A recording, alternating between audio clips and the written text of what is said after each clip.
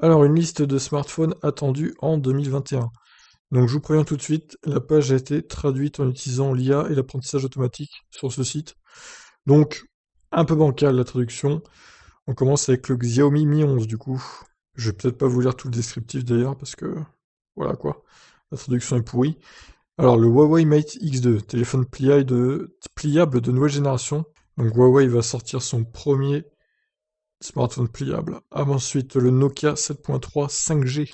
Nokia cherche à ajouter un autre téléphone 5G abordable à sa sélection et la rumeur dit que ce téléphone sera utilisé avec le nouveau matériel de Qualcomm. Donc ok, le Nokia 9.3 PureView, les rumeurs d'un nouveau produit phare circulant depuis plus d'un an sans aucun signe du combiné insaisissable. Il y avait cependant une suggestion que Nokia organisera un événement en novembre pour lancer de nouveaux appareils, et le Nokia 9.3 PureView pourrait être sur la liste. Alors, Nokia, j'ai un peu de mal avec cette marque maintenant, ils sont pas terribles, hein. Donc il y a évidemment le futur Galaxy S21, que je vous ai révélé précédemment sur la chaîne, un écran plat de 6,2 pouces pour orner le S21. Voilà, ensuite le S21 Ultra, qui coûtera un SMIC, à peu près. L'Ultra conserve la grosse batterie et les gros appareils photo mégapixels, et nous attendons des processeurs 5 mm de nouvelle génération, d'Exynos. Février 2021, apparemment. Un futur produit phare de LG. On dit que LG prépare un futur lancement de téléphone phare, qui est prévu au premier trimestre 2021. Donc voilà, pour l'instant on ne sait pas. Le OnePlus 9, le 9 Pro et le 9E. OnePlus a été assez régulier dans le lancement de ses appareils et le printemps 2021 sera le moment où nous attendions à voir le OnePlus 9. Des rumeurs suggèrent que le OnePlus 9, 9 Pro est peut-être un modèle plus abordable appelé OnePlus 9E. Les rendus ont fait surface, ce qui fait que le OnePlus 9 Pro ressemble beaucoup au Galaxy S20 FE.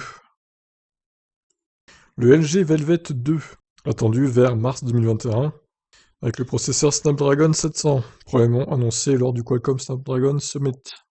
Et on ne sait pas grand chose dessus pour l'instant. Le Galaxy Z Flip 2 tiers.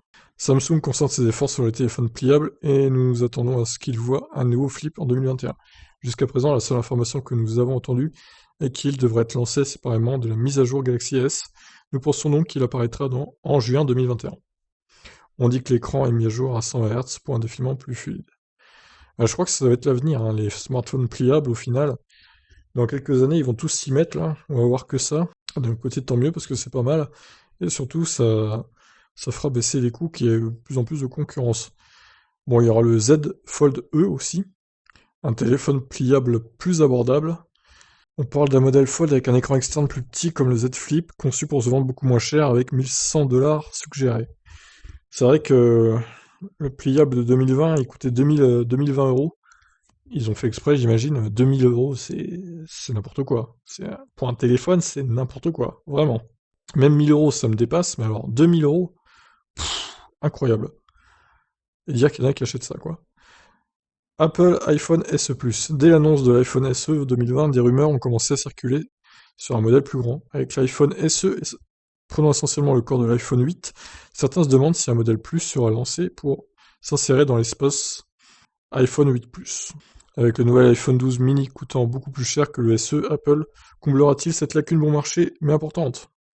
Et évidemment l'iPhone 13, comme tous les ans il y a un nouvel iPhone, donc il y aurait un système Touch ID sous écran. Connaissant Apple, le design du nouvel iPhone reprendrait le même design que le 12, mais réduira-t-il l'encoche sur l'écran? Ah ah. Et donc des téléphones à clapper Xiaomi, qui a montré un certain nombre de prototypes pliables dans le passé, mais on dit maintenant que la société cherche à s'approvisionner un composant auprès de Samsung Display.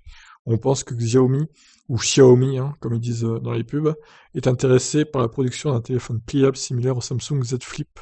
Il y a également eu un code découvert dans MUI faisant allusion à un futur téléphone pliable. Eh ben écoutez, pourquoi pas? De toute façon, ils vont tous s'y mettre, hein, comme je vous ai dit, c'est qu'une question d'année avant que tous les constructeurs aient son propre téléphone pliable. Voilà grosso modo ce qu'on peut attendre des smartphones en 2021. Bon, il y a peut-être des oublis, hein, sûrement même. Ce site n'a pas du tout se les mettre, il y en a tellement des smartphones en même temps qui sortent chaque année.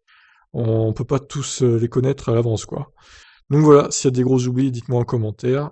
Et vous alors, quel téléphone allez-vous acheter en 2021? Allez, ciao!